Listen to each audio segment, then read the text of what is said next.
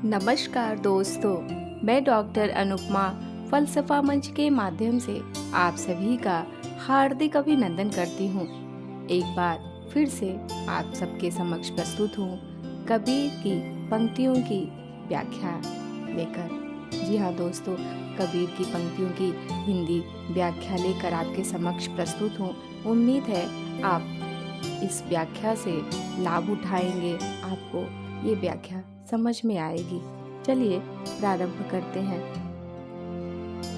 बालम आओ हमारे गे हरे, बालम आओ हमारे गे हरे, तुम बिन दुखिया दे हरे, सब कोई कहे तुम्हारी नारी, मोको लागत लाज रे, दिल से नहीं दिल लगाया, दिल से नहीं दिल लगाया, तब लग कैसा स्नेह रे, अन्न न भावै नींद न आवै, गृहबन धरै न धीर रे, बालम आओ हमारे गे हरे, कामिन को है बालम प्यारा, ज्यों प्यासे को नीर रे, है कोई ऐसा पर उपकारी, पिवसो कहे सुनाए रे, अब तो बेहाल कबीर भयो है, अब तो बेहाल कबीर भयो है, बिन देखे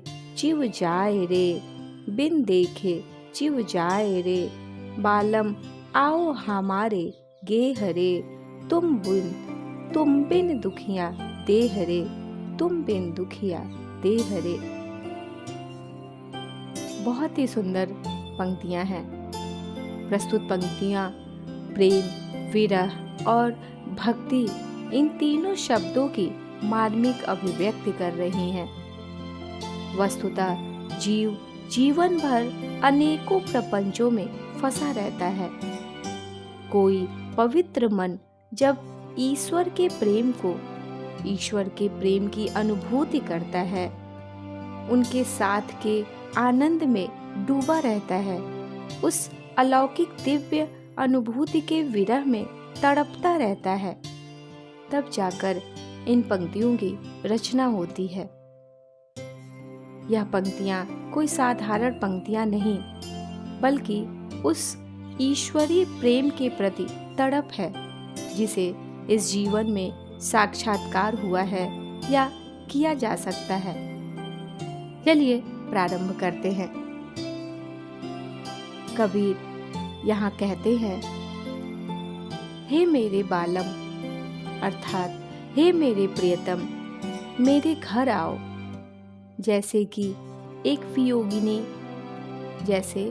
वियोगिनी नारी अपनी भावनाओं को व्यक्त कर रही हो, अपने प्रियतम से मिलने की कामना करते हुए कह रही है कि मेरे प्रियतम, मेरे प्रिय, अब मेरे घर आ जाओ।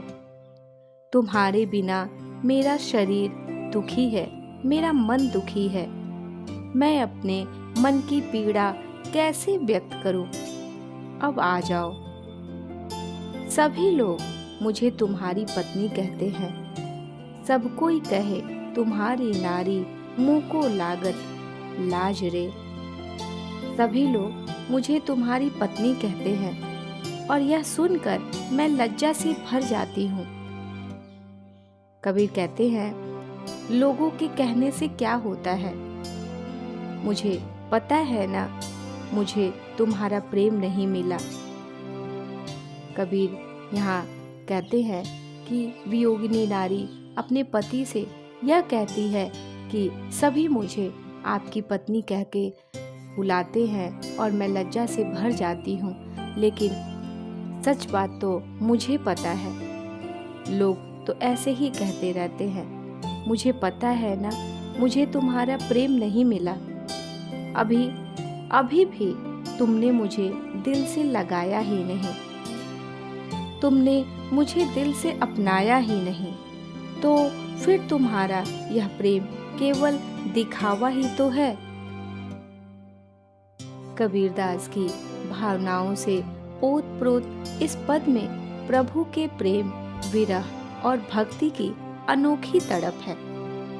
आगे कबीर कहते हैं, अब न मुझे अन्न अच्छा लगता है और न ही नींद आती है। अन्न न भावे नींद न आवे। मुझे नींद नहीं आती अब और न ही घर में मन लगता है। जिस प्रकार किसी प्यासे व्यक्ति के लिए पानी अत्यंत ही प्रिय हो जाता है, ठीक उसी प्रकार स्त्री को उसका पति प्रिय होता है। वैसे ही प्रेमिका को अपना प्रियतम प्यारा होता है। कबीर कहते हैं कि क्या कोई ऐसा है जो मुझ पर उपकार कर दे, मुझे मेरे प्रभु से मेरे प्रियतम की खबर दे दे, मुझे मेरे प्रभु से मिला दे, उनकी सूचना दे दे और मेरे संदेश को मेरे प्रियतम तक पहुंचा दे।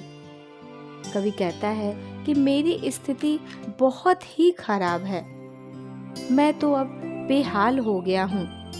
अब तो बेहाल कबीर भयो है, बिन देखे जीव जाए रे।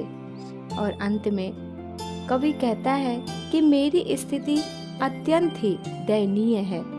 मैं तो अब बेहाल हो गया हूँ। यदि प्रभु के दर्शन मुझे नहीं होते, प्रभु यदि मुझे नहीं मिलते, तो मेरा यह जीव शरीर त्याग देगा। यदि मुझे प्रभु के दर्शन नहीं मिलते तो मैं यह शरीर त्याग दूंगा। अर्थात तुम्हें देखे बिना हे प्रियतम शरीर मृत प्राय हो उठा है। आशय यह कि कबीर इन पंक्तियों में ईश्वर से वियोग की पीड़ा व्यक्त कर रहे हैं। उनके वियोग में अन्न का कोई स्वाद नहीं रह गया है। नींद गायब हो गई है, नींद आती नहीं है, घर परिवार सब बेकार लगने लगा है, क्योंकि मन में प्रभु के प्रेम की अग्नि जल रही है। वे कहते हैं कि कोई कृपालु, कोई दयावान हो तो मुझे मेरे प्रियतम के दर्शन करा दे, अन्यथा उनके वियोग में मेरे प्राण निकल ही जाएंगे। धन्यवाद। उम्मीद है आपको इन पंक्तियों की व्याख्या समझ में आएगी, आप इसका लाभ उठाएंगे। वीडियो अच्छी लगे तो कृपया सब्सक्राइब करें, चैनल को आगे बढ़ाएं। मिलती हूँ बहुत जल्द। आप सभी को मेरा नमस्कार।